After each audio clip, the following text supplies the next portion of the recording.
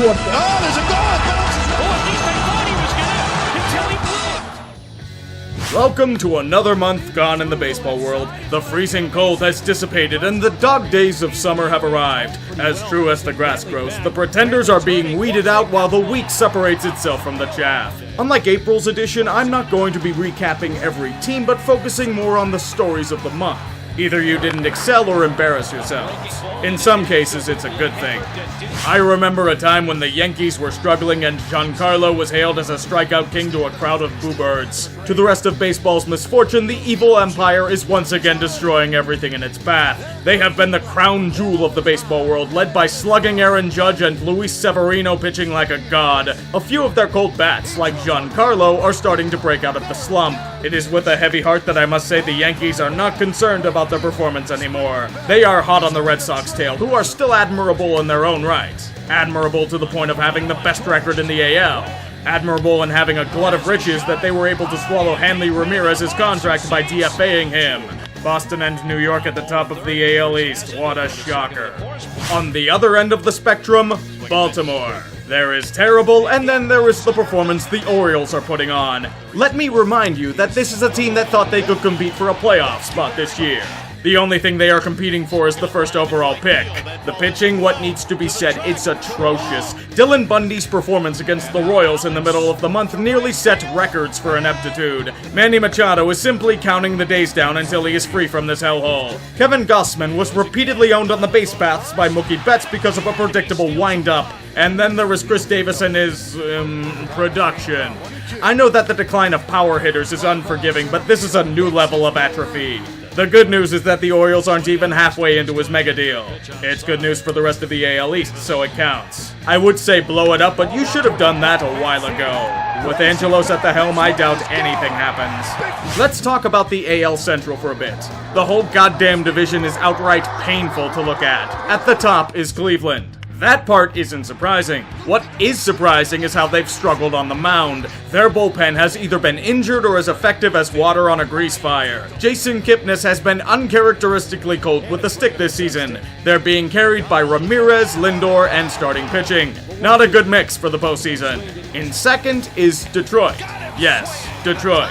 The same Detroit that doesn't have much of a vision and is half competing and half rebuilding. The same Detroit that is over 5 games under 500. That's how awful this division is. Minnesota has been one of the great disappointments of the season. Many of the moves they've made this offseason have blown up in their faces. Miguel Sano, Byron Buxton, and Lo Moore hitting around the Mendoza line. Lance Lynn is being lit up like a Christmas tree. If things don't change soon, last year is looking more and more like a fluke.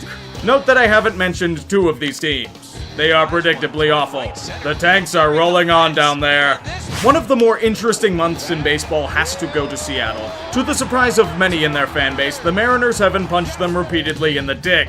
In fact, they are being rewarded with great play in the second wildcard spot if the season ended today. James Paxton threw a no-hitter in his home country of Canada. Not that it matters, it's still a no-hitter and he is the bona fide ace of the team anymore. An old face like Ichiro has ended his illustrious career early to take a front office job with the club. He says he may consider a comeback next season, but if it happens, I feel it will occur in Japan. A truly legendary player and easy first ballot Hall of Famer. May retirement be as fruitful as your career, sir. It's interesting because you're just waiting for the other shoe to drop. Something is going to come in and remind them of Van. Robinson Cano getting caught with his hand in the PED jar and facing the wrath of an 80-game suspension. They're still winning, though.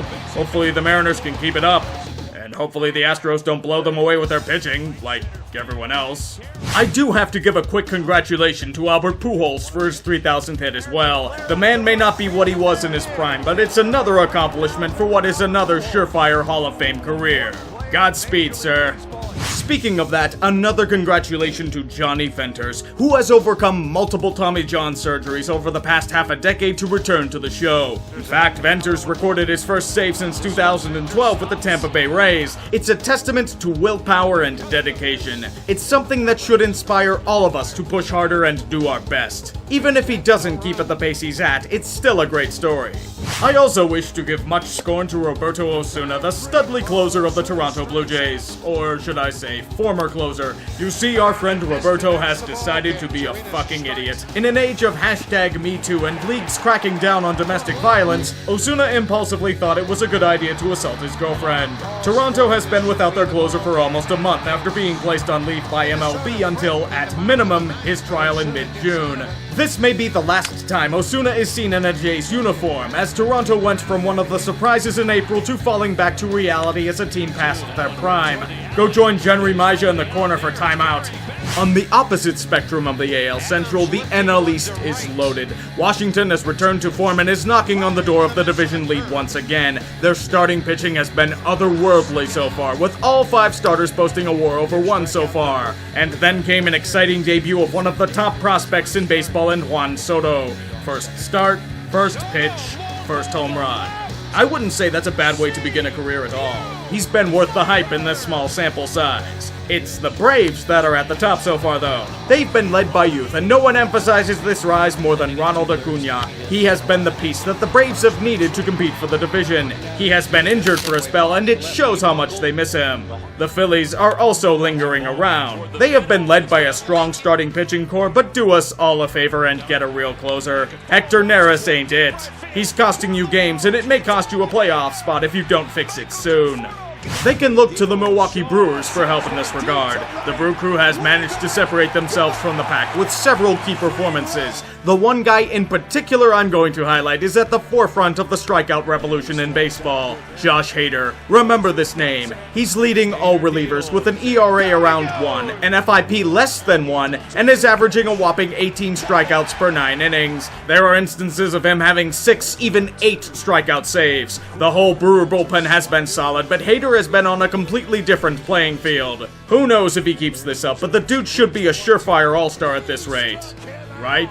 The Diamondbacks had a hot start last month and look to be in line for another playoff run. How did their May turn out?